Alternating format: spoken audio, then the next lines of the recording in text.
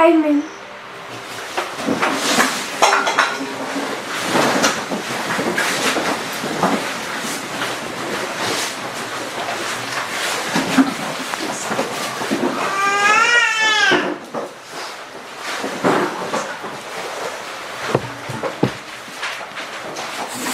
Hello again. We've been reviewing our reform lines. It wasn't my intention to get bogged down into details, but I wanted us to review some of the elements of them that we can tend to forget and see how powerful it is when we can compare and contrast and use those symbols correctly in each reform line. So we began by constructing the line of the 144,000. We just did it simply. The 144,000 reform line with its 5 key waymarks. We identified the close of probation as a shut door. We went back to October 22, 1844 as a shut door, and we identified the history prior to it, the unsealing of a message, its swelling until it became the midnight cry of the Exeter camp meeting. We took that model and overlaid it with the history of the Sunday law, the unsealing of a message, and then it swells until the loud cry. We identified that repeating pattern. We took it to the history of 1989 to 9/11 and plugged the repeating pattern back into that history. We see it's the same thing. The unsealing of a message, increase of knowledge, formalization test. We see it here and we see it here. In the dispensation of the ploughing and the dispensation of the latter rain. On two witnesses then, we can see it also in our other dispensations. And we brought that to the line of the priests, and we placed most of our focus on that reform line in the line of the priests. That we have this increase of knowledge from 1989 to 9/11, formalized in 1996, shut door at 9/11. See that repeated, 2014, 16, 18, 19. Those 5 primary waymarks. And then we plugged that same repeating pattern into the history of 9/11 to 2014. Increase of knowledge, the 2520. Placed in 2009, you can place that as a waymark. 2012, it's formalized with the message of time setting. And those who rejected that message took the Laodicean view and they fell away in the history of the Sunday law.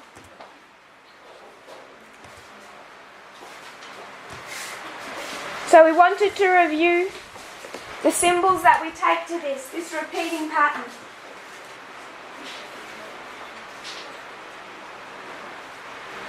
The symbols I primarily want us to remember is that a message is unsealed. A message is unsealed at each one of our key waymarks, yes? So a message is unsealed at 1989, then at 9/11, then at 2014, then 2019, then 2021. A specific message is given to God's people. They're going to have an increase of knowledge.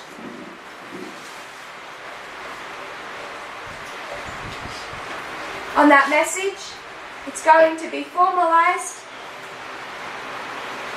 and then they're going to be tested upon it. That's our structure. We can use different letters for this. We go to Millerite history and we call this Boston, Concord, and Exeter. So we take the 3 key camp meetings of Millerite history. They plug into that model.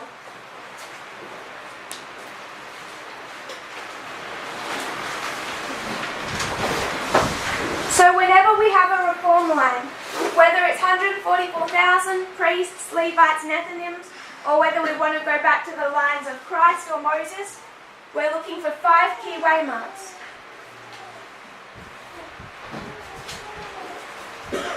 And we understand that they have the symbology of the hand.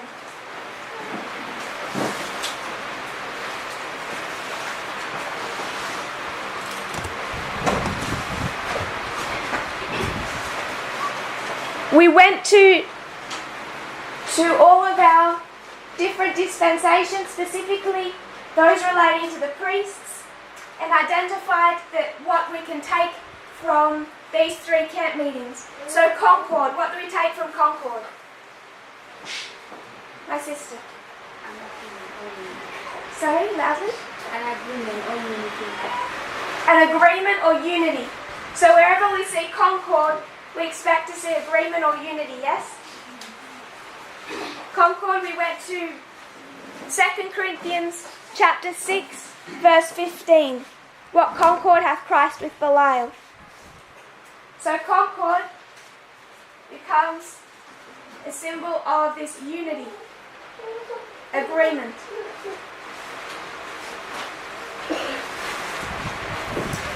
What is a characteristic of Exeter?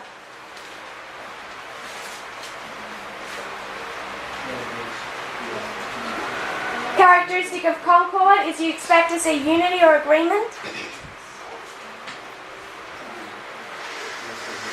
My sister? Time. So at this Waymark you expect to see time, yes? These are the repeating patterns. We have 1989, Boston, Concord, Exeter. A message that has some relation to time. Boston, opening up. Concord, Exeter. A message that has some relation to time. 14, 16, 18 is a message with some relation to time. We can see that. So when we come to this dispensation, 2019, 20, this Waymark here, this Exeter, what do you expect to have an element of? Time.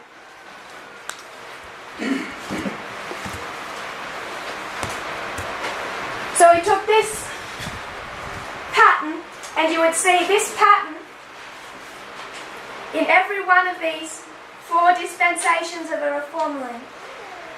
This reform line begins at the time of the end. Then you have this Waymark. Here we have a shut door. What do we call this? What's our favourite name for this Waymark? Sunday law. And Sunday law is always where in that reform line? Midway. Where do we get this from?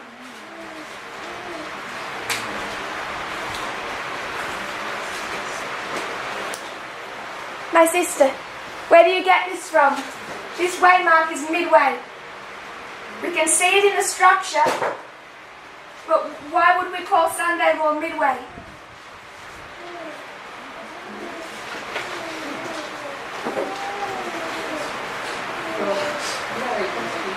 From Millerite history?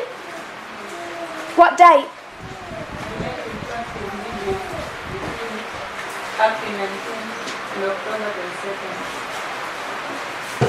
So July 21st, we drew it here, midway between April 19 and October 22. It's a space of 186 days, and it's 93 days from April 19 to July 21, and then another 93 to October 22.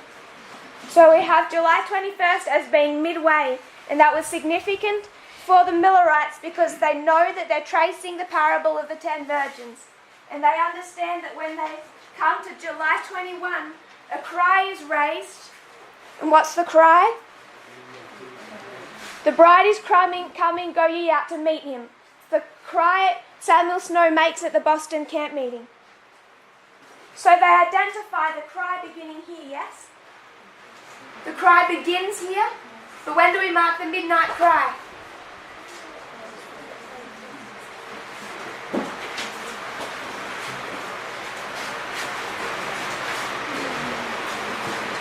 Raise your hand. August 15. So you mark August 15 as the midnight cry? But the cry is raised here? Then mark the progression. Yes, sister? I think it starts from July 31st, but in silent. Later it swells and comes to a loud cry. In August 15th. So it starts silently, July 21st. It's quiet, and then it's going to swell. That's what you're saying. So you can identify the cry beginning as the parable of the 10 virgins states. The cry is raised here. But we're saying it begins quietly, then it's going to swell, just like the Sunday law. July 21st lining up with the Sunday law. July 21st being midway, or in the parable of the 10 virgins, it's known as midnight. So Sunday law becomes the symbol of midway or midnight. And we can see that in our structure, our structure with its 5 fingers, Sunday law is indeed midway or midnight. It makes it simple to identify. So if we were going to take that pattern to these waymarks, you always know where Sunday law is, yes? Always midway. So for the Levites, when is their Sunday law? My sister. When is Sunday law for the Levites? Someone said 2021? My sister? When is Sunday law for the Levites? 2021? My sister? 2019? So we're working off this reform line here.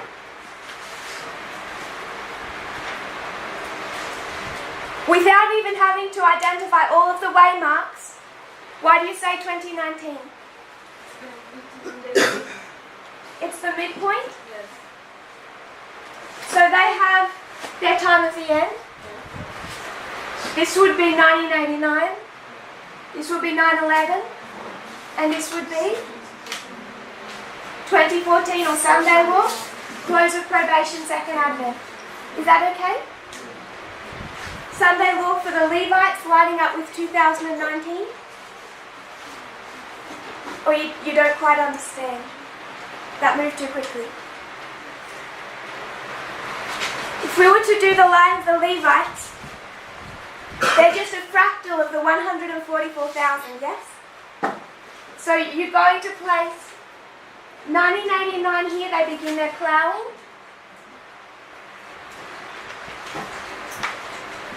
Just like the 144,000 are ploughed from 1989 to 9/11. Is that okay?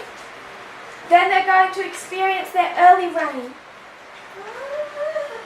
From 2014 to 2019. The Sunday law waymark begins what in the agricultural process? My sister. What begins at the Sunday law? I think we might have it.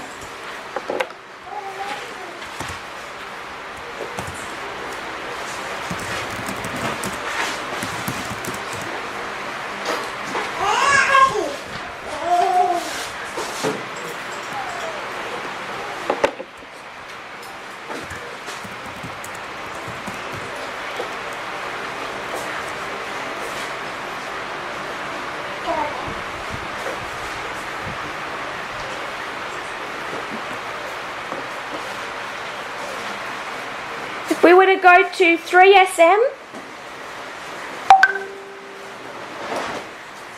385,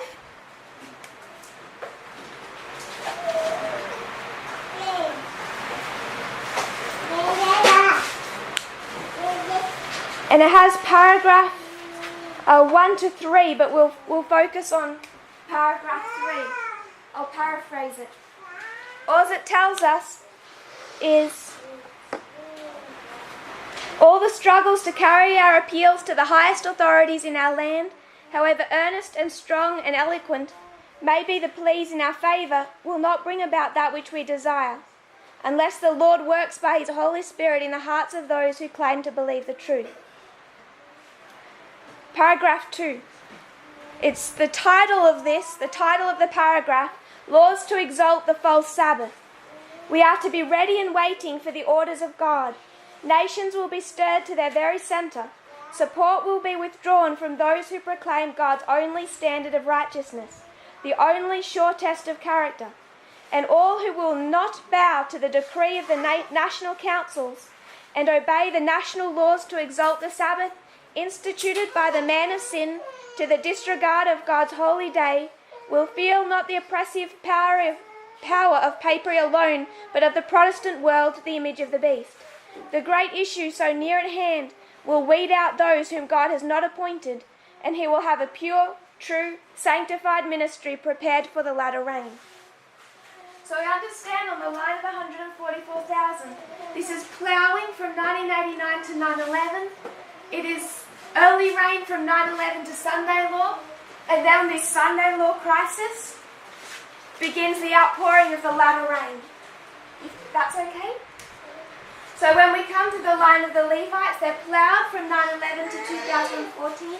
They receive their early rain from 14 to 19, and their latter rain begins to fall 2019 to 2021.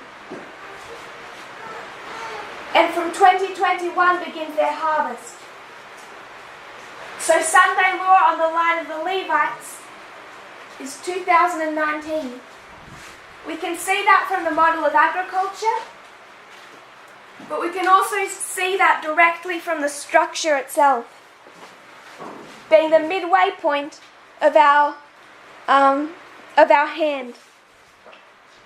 Midway or midnight.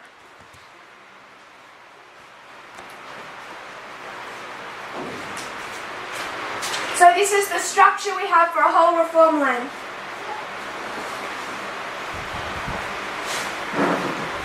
So in each one of these dispensations, there is a message unsealed, yes? So I want us to investigate that a little further. I had to go and get changed in Elder Paminder's class, so I didn't follow where the disagreement was. I'm just going to review what we said yesterday regarding the torch. Make sure that we're on agreement there.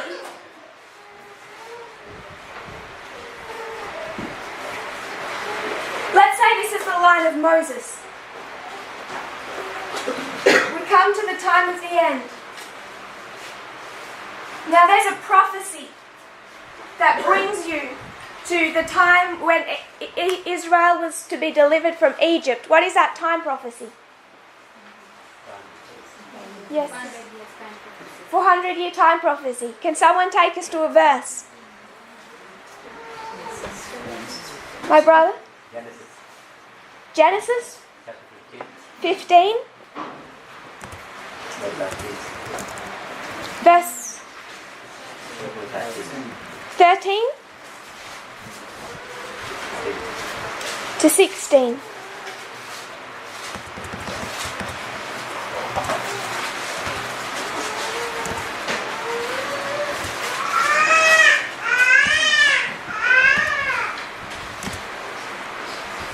And God said unto Abram, Know of a surety that thy seed shall be a stranger in a land that is not theirs, and shall serve them, and they shall afflict them 400 years.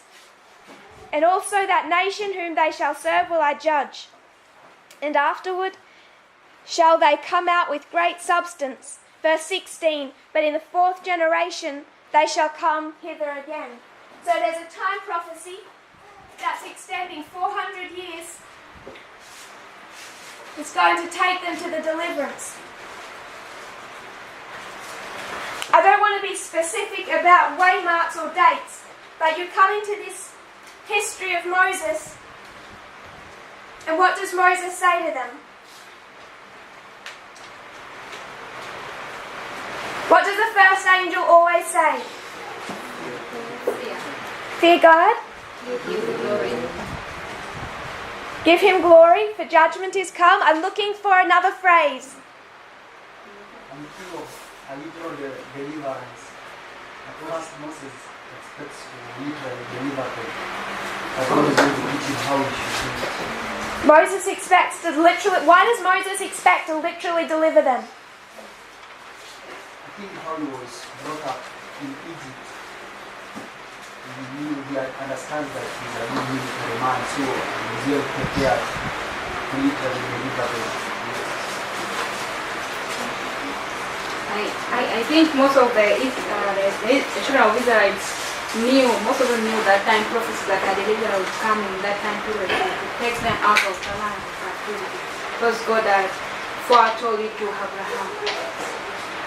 So, what does the first angel say? What did John the Baptist say? You raise your hand. It's a time of deliverance. It's a time of deliverance. Another way of saying that, of wording that?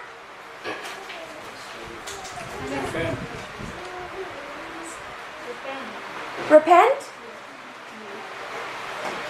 Anyone else? My brother. So it tells them to repent. The kingdom of heaven is at hand. Why is it at hand? The time is about. My brother. How does he understand Christ is coming?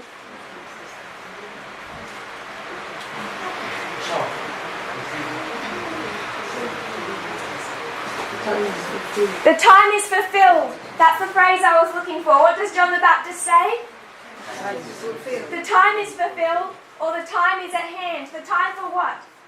For deliverance. Because you've come to the expectations of a time prophecy.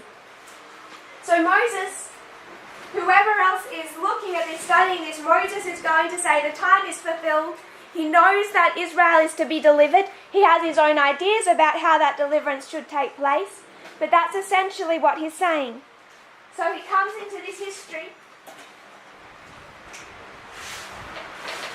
and says, time is fulfilled.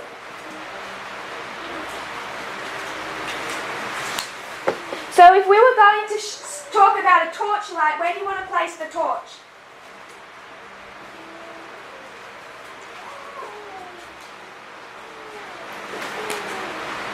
My sister. You want to place the torch here. So there's a torch here. And where do you want to place the light? This way? Saying there's light this way? Anything else you want to add?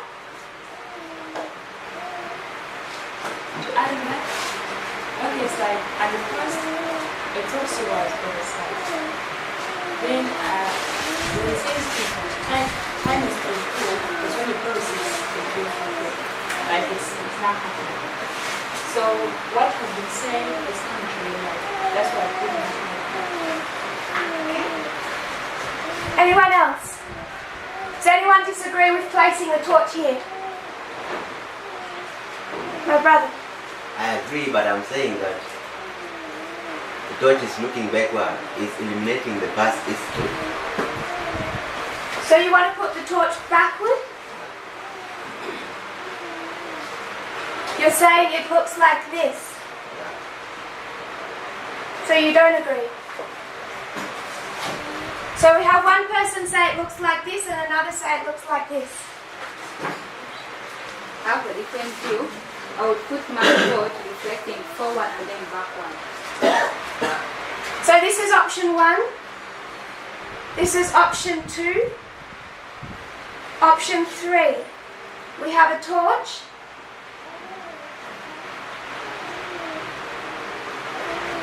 It's projecting light forward. And you're saying that also there is light going backwards. My brother in the green. Me, I wouldn't use a torch. I don't want to use a torch. Don't like our symbol. What would you like I to want use? a candle. You want to use a candle. Because a torch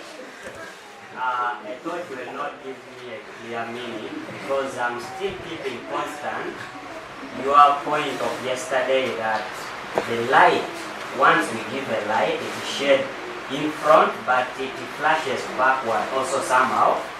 And then I will put my backward to be, if the time is fulfilled, which time? It is the 400 years of captivity.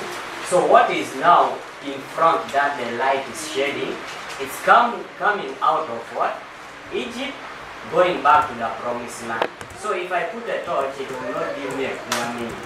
That's why I choose to put a candle, because it's a candle that will flash me in front and then shed some light backward for me to see what was behind me.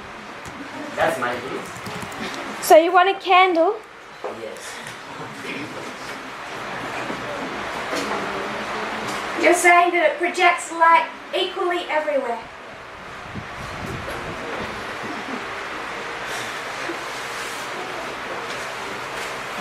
Yes, bro. Okay. Mine, I look at the context. If you have to put the historical torch that was used anciently, it will look like a flame that was burning. So it will shed light both ahead and behind. So the ancient, but modern, the torch that you have in there is the one which you see there is little amount of light, but the ancient torch was pointing ahead and backward like a flame.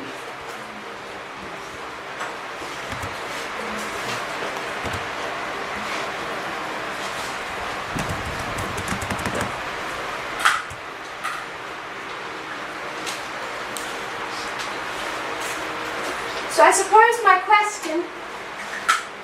one of my questions is, what do you mean by this light?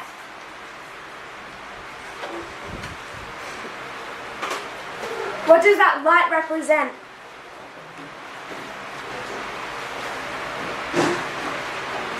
My brother. Mine is increase of knowledge or formalization of the message. My brother. I think it's the message that is unfolding in this context. Where is our quote?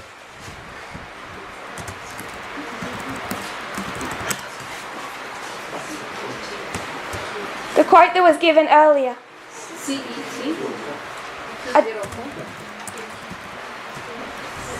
204.1. Who gave that quote earlier? Me. Where is it in there that you see the point you wanted to make?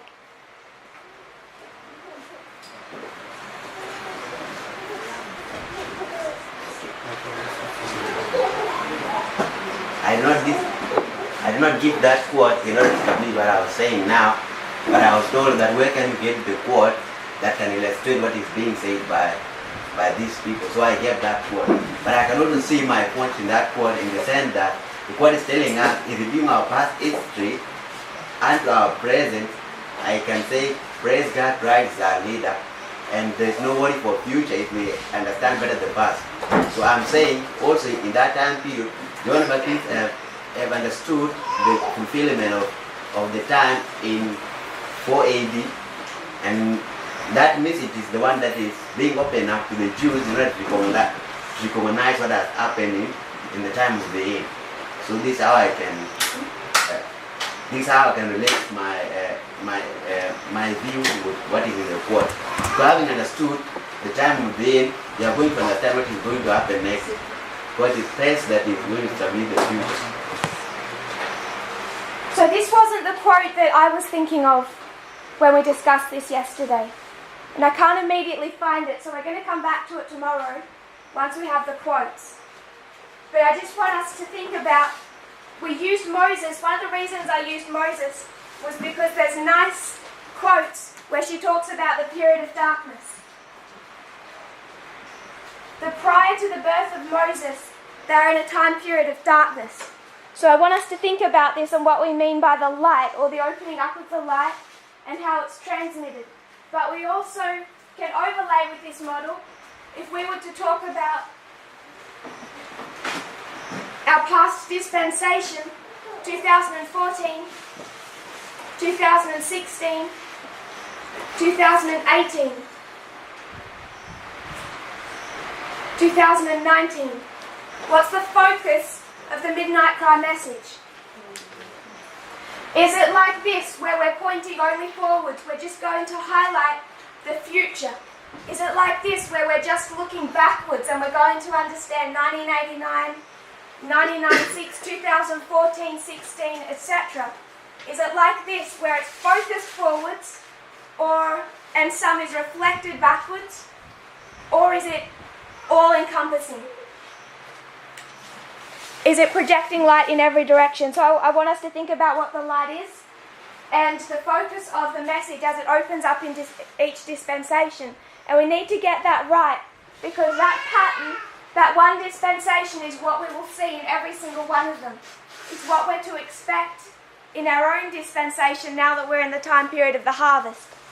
But I don't want to go on until I find that quote, and I haven't yet found it. It's unlikely. Early writings? 248. And that one is unlikely.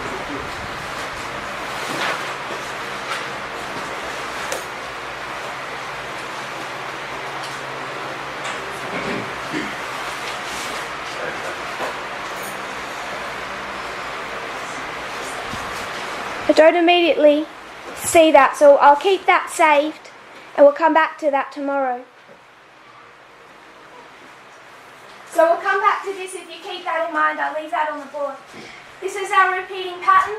We know that prior to the opening up of a message there is darkness, yes? So there is darkness prior to that Waymark of Boston. So is there darkness prior to 2014? There's darkness, a message is opened, and light increases, yes? There's darkness here. Of course. The line shows that. Raise your hand so I know who's talking. Yes, sir? He has to be. Yeah, also. It's there also. So there's darkness here, Yeah. darkness here, No, there's no darkness there in that line. no darkness. Yeah. So you're saying this is darkness and this is all light. Yeah. So you don't want to place darkness here. I'm saying darkness is prior time of the end. So if 9/11 can be time of the end, then before it has to be darkness. Because it's time of the end of what?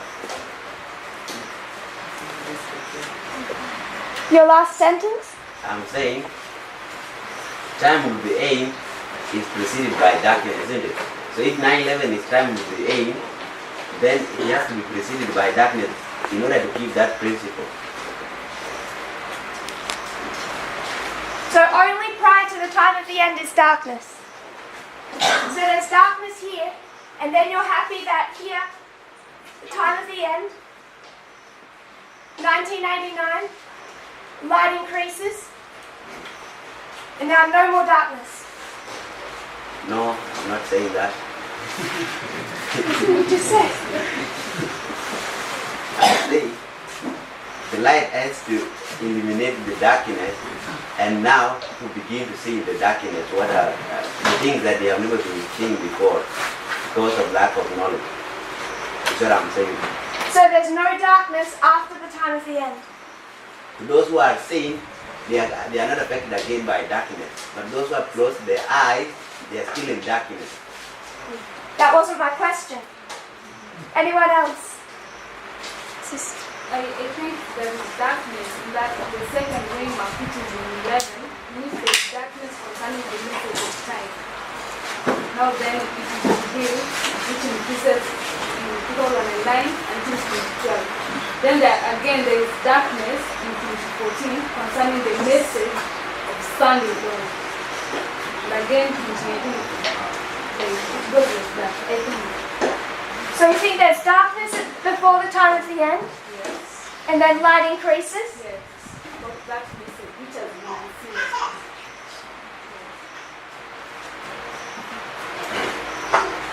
What methodology are you using when you do that?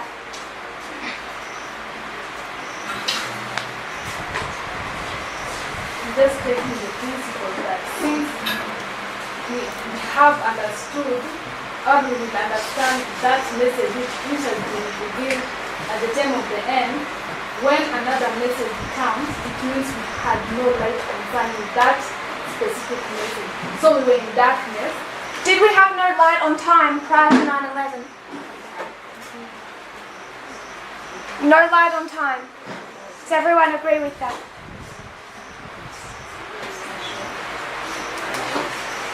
If this is 1989, and we just want to talk about time,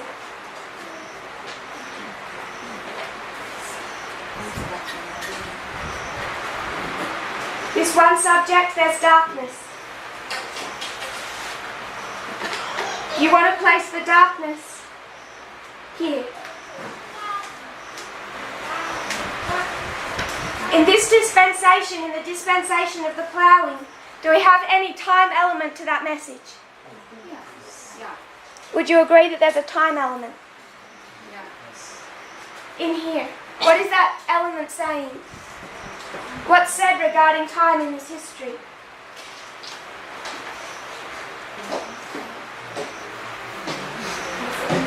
I think you talked about the Sunday law.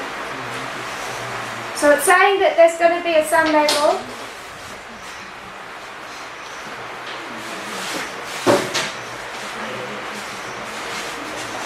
When is it saying the Sunday law will occur? The time of the end. At the time of the end? This is the time of the end. When are they saying the Sunday law will occur? According to the magazine. Yeah, in this history.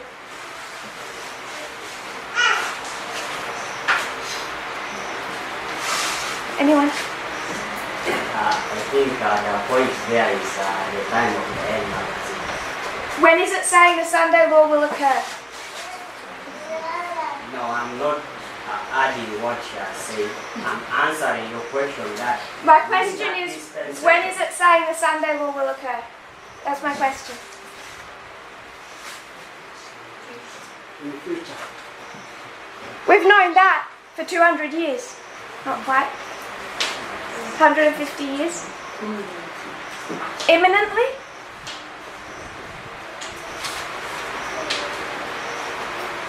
More information? Anyone want to add to that? Disagree with that?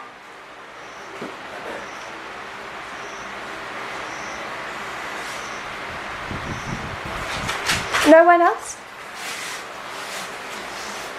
Imminently works. What I would suggest is being said is that we're in the history of the final generation.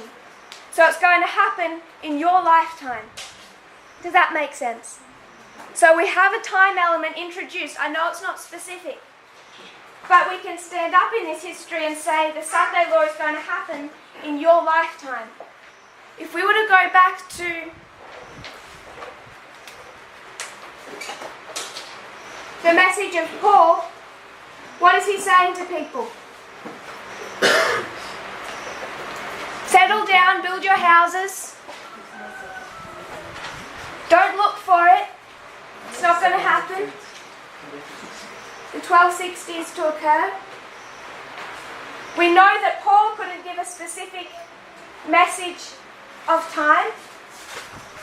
So when we come to Ellen White, she has a similar method of handling time setting. Paul is on this side of the 1260. Ellen White, at least at the beginning of her work, is on this side of a 126. So neither of them can be specific about the time. But we come into this history post 1989, and now as this message opens up in the Time of the End magazine,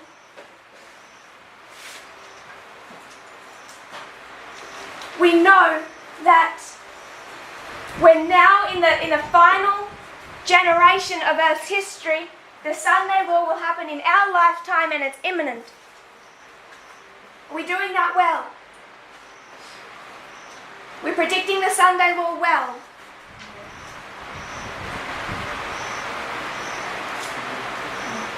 No. When do we get better at it?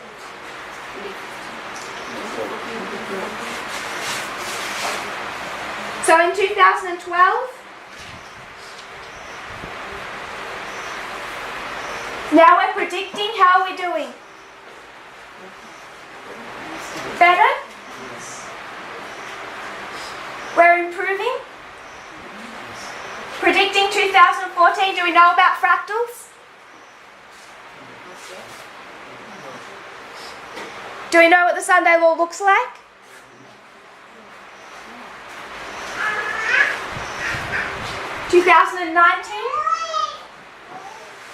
In this message, it has an element of time. This is an Exeter, this is an Exeter, this is an Exeter. Message relating to time. It is in the name, but it has to be more than the name. We looked this morning in Elder Parminder's classes about the name, giving the key thought of the studies. But that means there has to be an element of the studies. There has to be an element of time in the studies themselves. The element of time is saying that, yes, the time of the end has occurred, but the significance of us now being in the history of Daniel 11:40 part B is that Daniel 11:41 is directly in front of us. If this is 40b and this is 41, we know that we are in the final generation that will see the Sunday law occur. So this has an element of time, but it's not being specific on dates. Your lifetime could be 100 years. Let's say you're 20. Give yourself 80 years. You know, maximum 80 years. So you're coming to this history 9/11 to 2014. Still a message that has a link to time, and that prediction is becoming more refined. 2018, it is more refined. And I suggested yesterday, 2018, still not perfect, still not ideal. In every dispensation, we're improving. So when I said what methodology are you using, I suggested you're talking about a line of progression.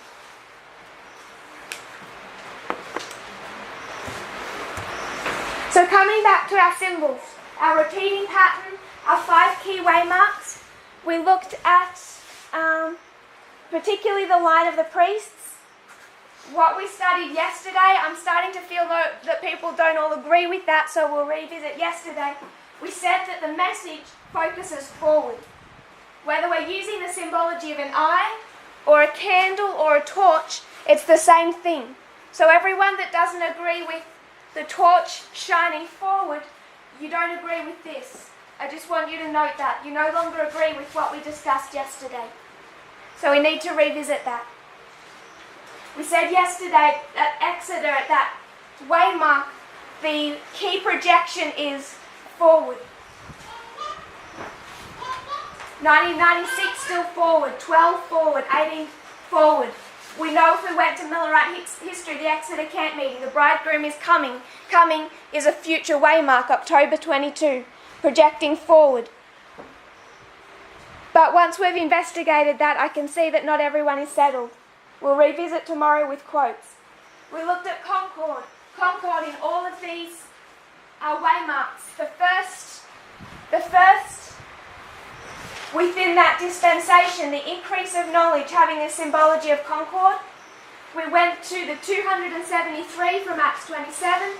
We saw the 273 casualties at the Battle of Lexington and Concord. We linked that back up to 2020, where we placed that. We looked at 2016.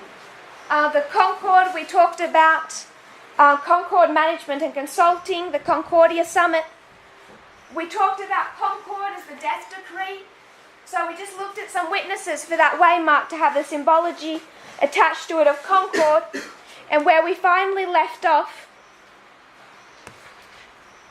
was in the dispensation of 144,000 that we're currently in.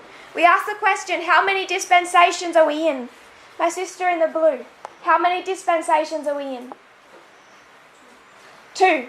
What are those 2?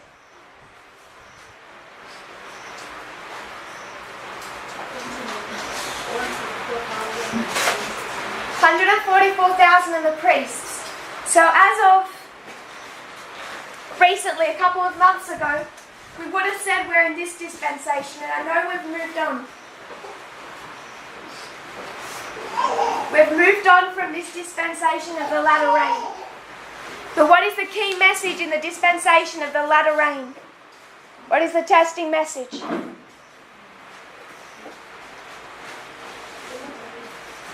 What is the testing message in the dispensation of the latter rain for the priests? Equality. So there was a message to do with equality in this history of 2018 through 2019. But we're in a second dispensation. We're in the early reign of the 144,000. When we get to 2019, it's a waymark on 2 reform lines.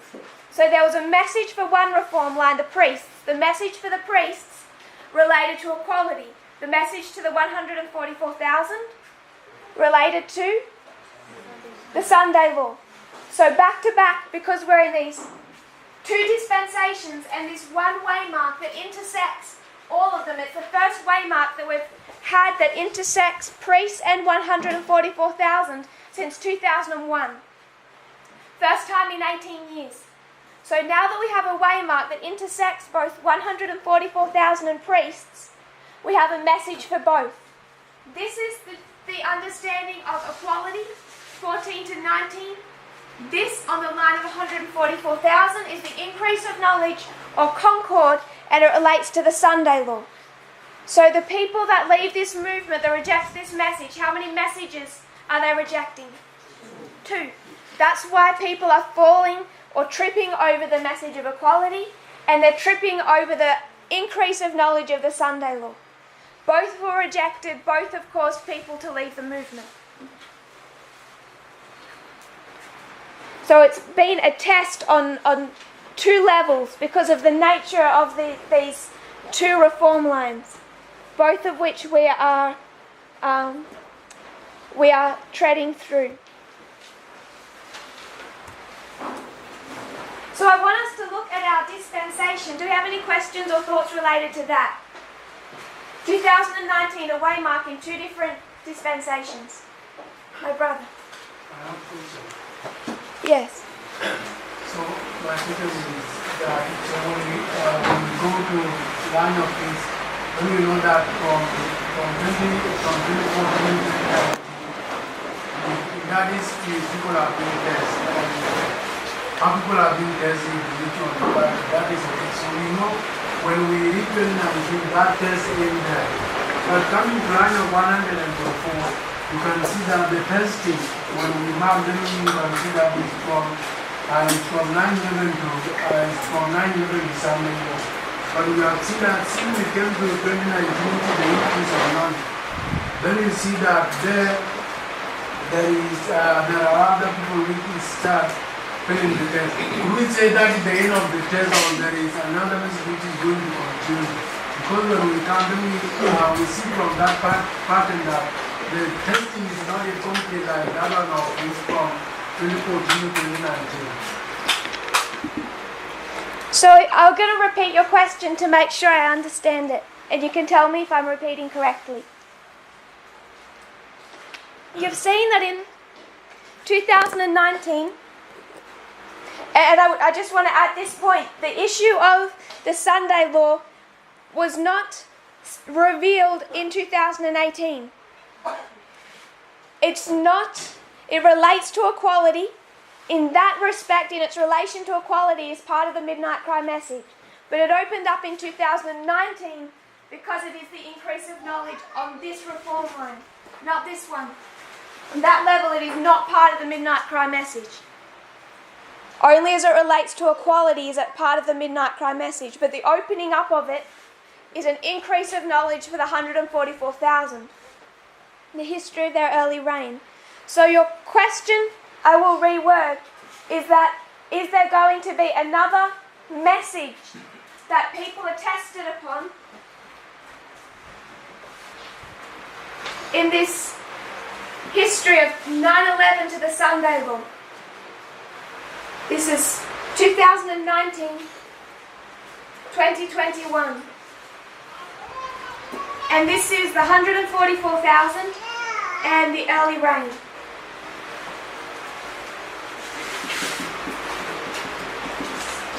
that your question? There's going to be another message come to test people, because people have already been tested. When you take the line of peace, then you can see that the testing, that period is supposed to be 1 hour. When you see it is complete, but bring it to that line, you're going to see that at the increase of knowledge, which is even the, let me say that the middle of the test, you see that the other is starting failing the test, and we can't say that the test has to be there. So the test is going to end at Sunday long.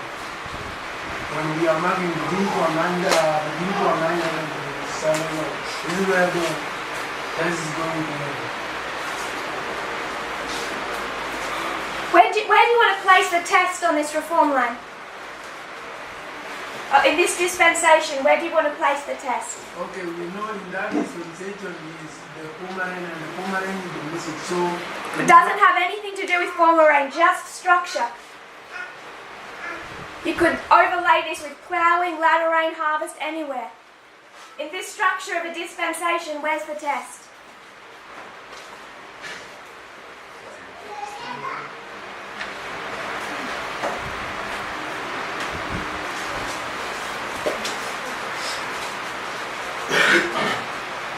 Anyone want to answer? Where do you want to put the test in this history? My brother. You want to place the test here? My brother? I think the test is the same level of 2019 is increase of knowledge. Then 2021 is evaluation. I still have a question. Come back to you. I wish to place a progressive test from 2021 to somewhere.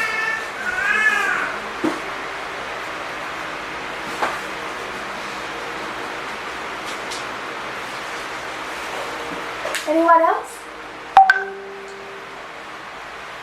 Yes? Yes, you can use the idea of Boston Conference entity. The same level is Boston Conference 2019, except that 2021, the test would be Sunday. So you're agreeing with this at the Sunday law? Sunday, but then 2020 is the time. Your brother? You didn't... Anyone disagree? My sister? Yes? Mine is a freshman. So, from 2021 to, from 2019 to 2021, in the line of peace, it is another dispensation. And that dispensation, and in that line of 124, from 9/11 to Sunday law, it is another dispensation. So, are we using the same message, which is about Sunday law, as the test from 9/11 to Sunday law, or there is another message from 2019 to 2021? How many reform lines are you on? From 9/11 to Sunday law to compile to compile. So you're on two different reform lines. So you're on one that is the 144,000.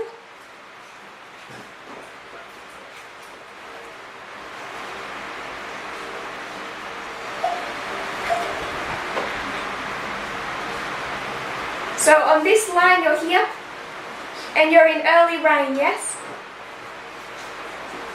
You're in your early rain. Then there is another reform line, the priests. And on this reform line, you are in your harvest. I don't quite understand your question. Your question being, are these two different messages? Yeah, are there two different messages which are used to test people in those dispensation, or it is only one message, like the issue of Sunday law message?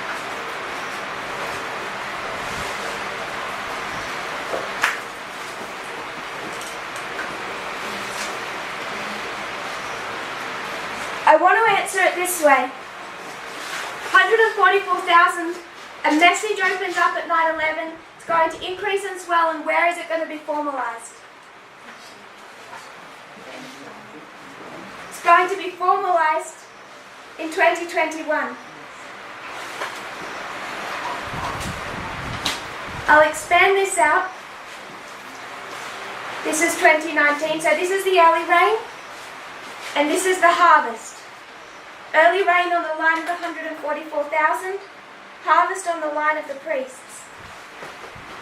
2019 to 2021.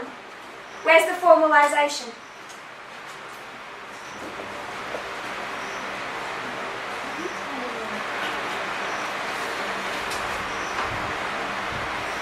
We don't know. I would suggest if this is 2021, this is Panium, yes? So Panium is the formalization of the message for the 144,000. But it's the shut door for the priests. So the formalization in our harvest period must occur before Panium, yes? It must occur before this Waymark.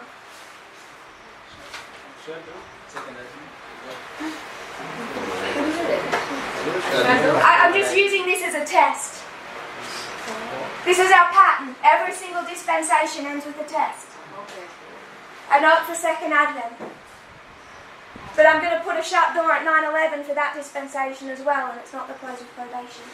We understand that logic. So this Waymark occurs before the formalization for the message in our harvest occurs before the formalization of the message on the line of 144,000. So they must have some differences. Does that make sense? Yes, I have a question. Before a question, there was a brother over here with a question, so I'll go back to him. Okay, right. We got this right yesterday because the message was directing the line of the message was pointing to the Sunday Holy. But when I look in the line, I see that there is not a message which has ever been test before it is on the line. Right? Because if you go to 1996, you see that the great giving the message there, then to become the test. But if you come to this line, the same to the second of 2014, the same to 2019. But if you come here in 2019, it's like it is an increase of knowledge. At the same time, that message is being testing people when it's not in the life. So I was like, how is it different from other life? Or why is it different from other life? Pure to go back to the Millerite history, April 19 to October 22. Boston, the message opens up, yes? Concord, it's being shared. Are people already rejecting it? The leaders? Even in its early stages, people are rejecting it. The reason that I would suggest people in 2019 are already falling away is because it's linked. It has that link. We said that to equality. It does connect to that, to the testing message of the Sunday law test for the priests. Because the issue of the Sunday law, it connects to the issue of equality. So if they're going to trip over one, they're going to reject both. But I would suggest, has this issue of equality as it's opening in Sunday law up in 2019, that issue of the Sunday law, has it finished testing us? Maybe we've only seen a little of the test.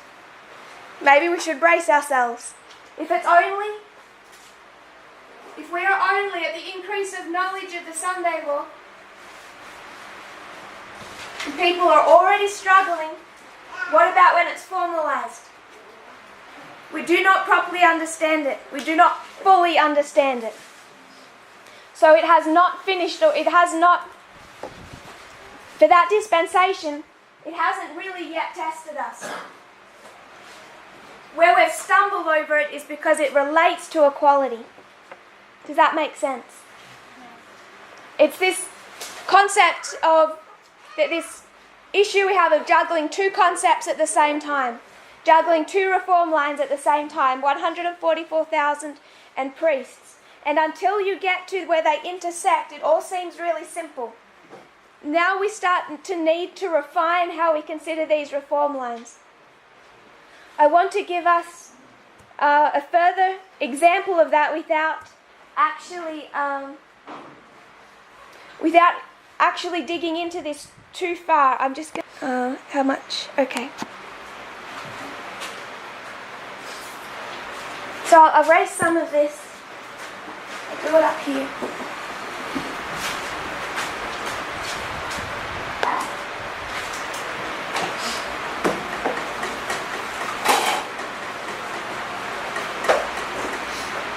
Coming back to our dispensation.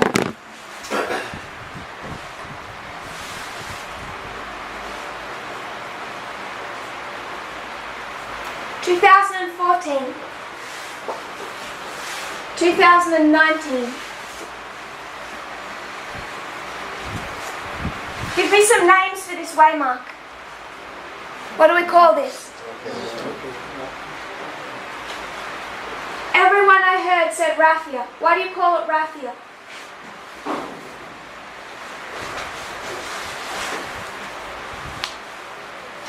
Someone raise your hand. Why do you call it raffia?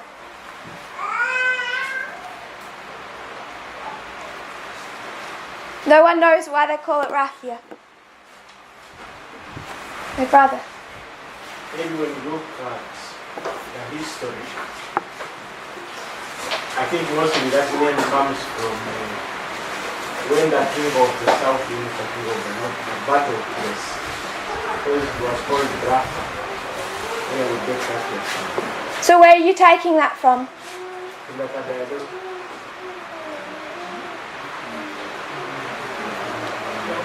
No, this isn't Diadochi. Daniel 11, you okay with that? It's not, I was just looking for the chapter.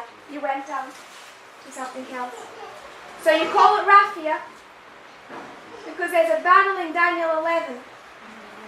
This verse in Daniel 11, is it speaking about 2019? Is it? Does anyone say that it is? Is it speaking about 2019? So it's taking a battle in history, explaining a battle in history between Seleucus and Ptolemy. That's it. Seleucus and Ptolemy fought at a location known as Raphia. That's all that verse is. We take that verse, we make application, and we placed it here. And then we looked into the future, and we saw there's another battle, yes? And we call that Panium. We're also going to take that from Daniel 11, the battles of Raphia and Panium. What I want people to explain to me is why you know this Waymark as Raphia. Why is that the first thing you said when I asked you why you called it Raphia? Everyone with one voice said Raphia.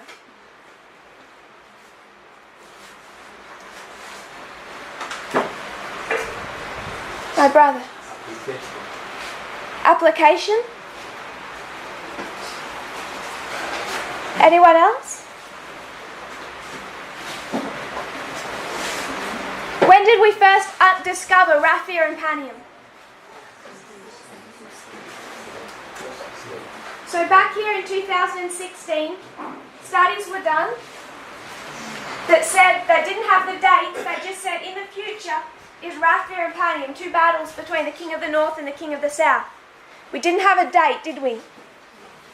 Then we came to 2018 and we identified we have this date of 2019. 2018 as well, we also identified this year as well. So we understood that these battles of Raphia and Panium, we could now connect them to dates.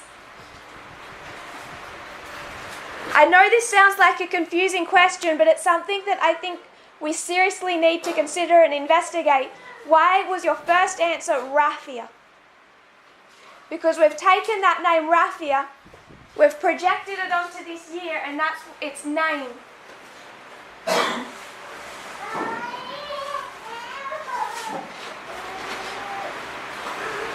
Does anyone want to add a thought? My brother.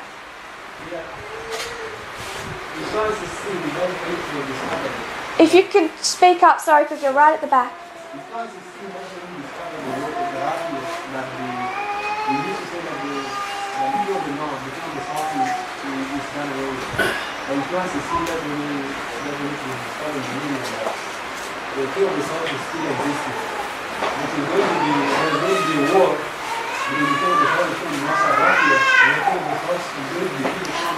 I know that history.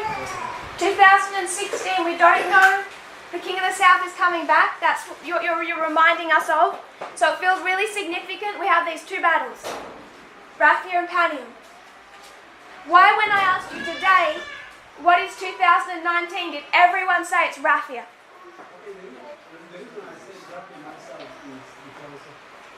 Raphia come out of Daniel 11. And it is that phrase of Daniel 11 that takes us to Daniel 11 verse 40. Up to the end. And Daniel 11 the phrase all about the king on the north and the king on the south. So it's because it's from Daniel 11? Yes, it is because Daniel 11 is all about the king of the south, king of the north. So there is another authentic that we can use another one like the word of that but that one is more weighty than that. Why is it more weighty?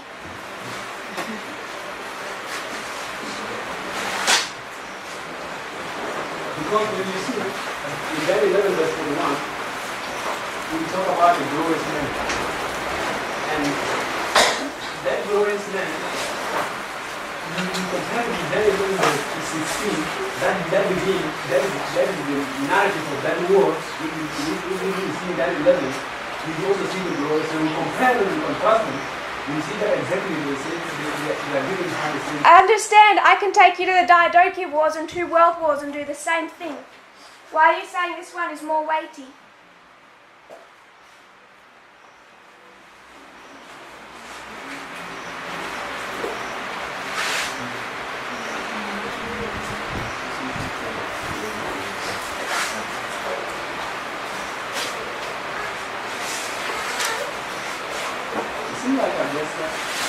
Sorry? If you could talk. I can't hear you.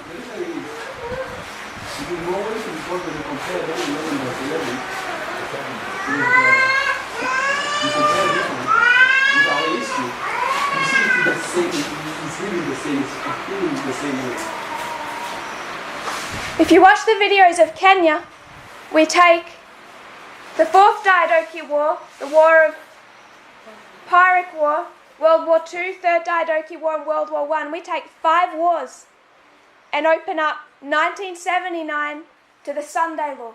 Entire history. Direct application. You can use different symbols to identify that, but you cannot bring all these things. You cannot bring all these nuances together. You need to pick one. And that one has to be the one that comes out first, the light that will first draw. Like the light about what. You don't think World War II could give us that? That one is that is the Waymark of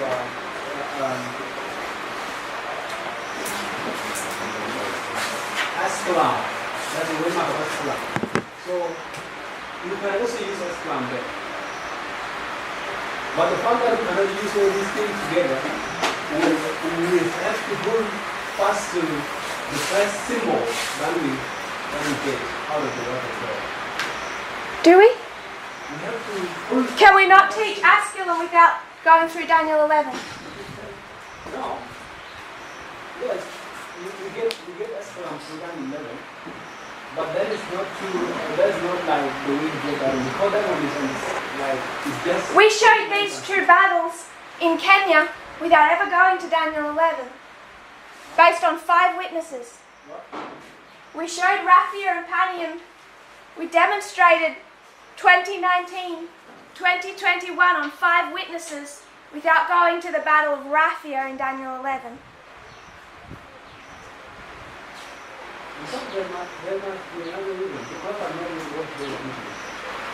Don't need to watch them. You probably know the studies.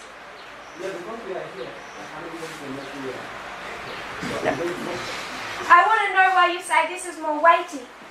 What do you mean by weighty? I want to use this as a parable. I'm going to erase this because we're getting lost in the words, and we'll redraw the lines when we come back to them tomorrow.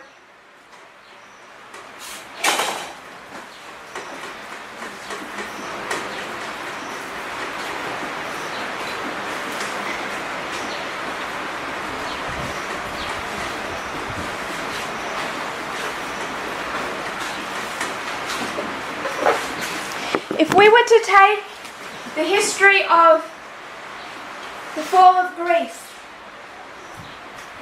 Alexander the Great dies in what year? 323 BC. How many years do we have our 4 generals? 22 years takes us to when?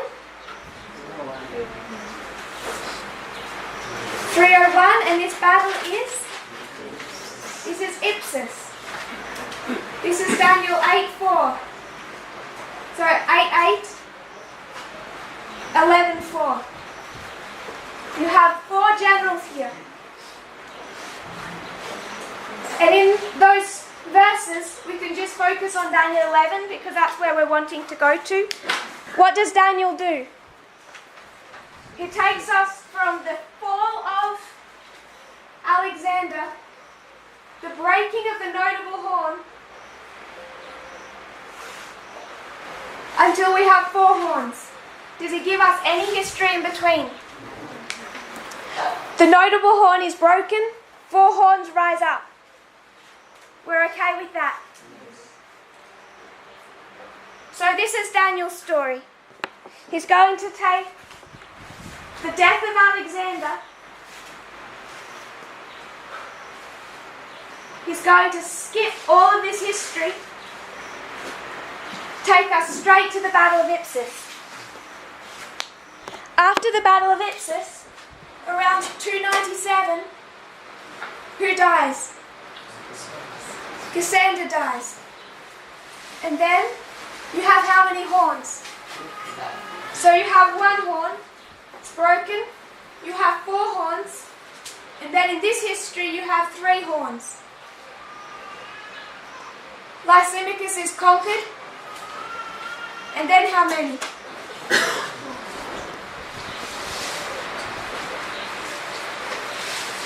2 horns. In the history of Seleucus and Ptolemy, king of the north, king of the south. So through Daniel 11, Daniel is going to take us from Alexander. He's going to pick up these 4, and then these 2. We're okay with that. 2018, what do? We come into this history. We come down to the 4th Diadochi War. We take the history where there are 5 horns, generals. Then we take the history where there are 3 horns or generals. So we skip the history of the 4. We're taking this history and this history. Does that make sense? Then we understood the 3rd Diadochi War. We start taking this history, projects us back to the time when Eumenes was alive. Essentially then you have 6 notable. We come down to the end of the 2nd Diadochi War, and you have primarily these 6. Simplifying that history, Eumenes is killed, and then you have 2 wars fought between our 4 horns and our 5th, who is Antigonus. The Battle of Ipsus, the 5th Antigonus is killed, leaving our 4 horns, Cassander, Lysimachus, Seleucus, Ptolemy. Cassander dies 4 years later. So Daniel, he's going to take the death of Alexander, skip 22 years, some of the most significant events for that period of Earth's history, take us to when there's 4 generals, there's only 4 for about 3 or 4 years, there's 5 generals for about 16 years, and skip straight to when there's 2. We come to that history. We go into this history after the death of Alexander.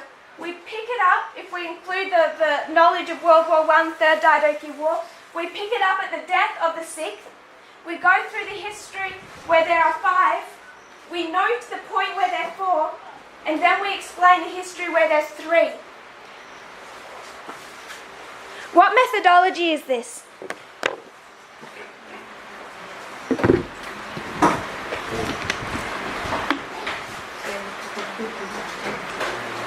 My sister.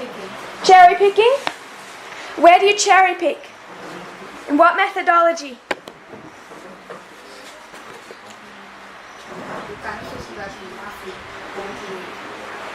You're going to a chapter in Matthew. What type of story are you going to? You see about the parable. It's a parable. That's all I wanted. So it's a parable tool of parable methodology. Explain cherry picking. You can explain cherry picking. Yeah. You pick something that suits. Okay, you pick something that suits the story that you want to tell. Like in the parable of the sower, you will see Christ explaining how. Without going to a story, explain how cherry picking works. You can create a story. You can create a line. Whole story. Yeah. Okay. I'm trying to figure it out. So this is one story, yes? What has Daniel done? You've already told us. Daniel picked one story. So is cherry picked? Yeah. Alexander, and how the kingdom is divided and given to the 4 generals. It doesn't tell us more about the others that come in. So he's going to take a whole story, that's what you told us, and he's going to cherry pick the bits that are relevant to his parable. And then what do? We come to the same cherry tree, and what do? We also do cherry picking. We come to some history. We see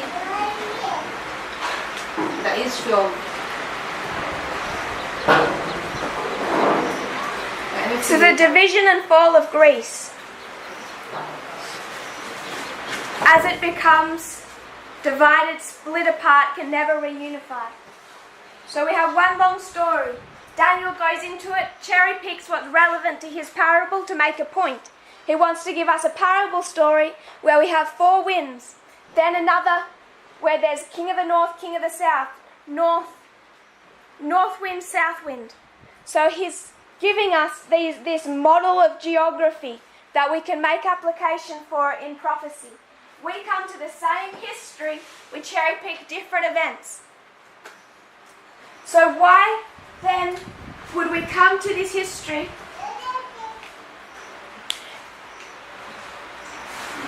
and what we're essentially doing is saying that Raphia has more weight than Asculum, or that Daniel's cherry picking has more weight than the ones we did. Has my brother gone that made that point?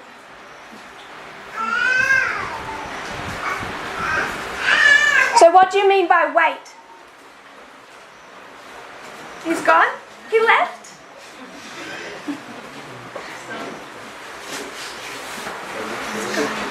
This was all for his benefit. Okay. We're out of time anyway. I want us to consider, before we come back tomorrow, how we name these waymarks and what then are our expectations. Why, when I said name 2019, did everyone say raffia? If you kneel with me, we'll close in prayer.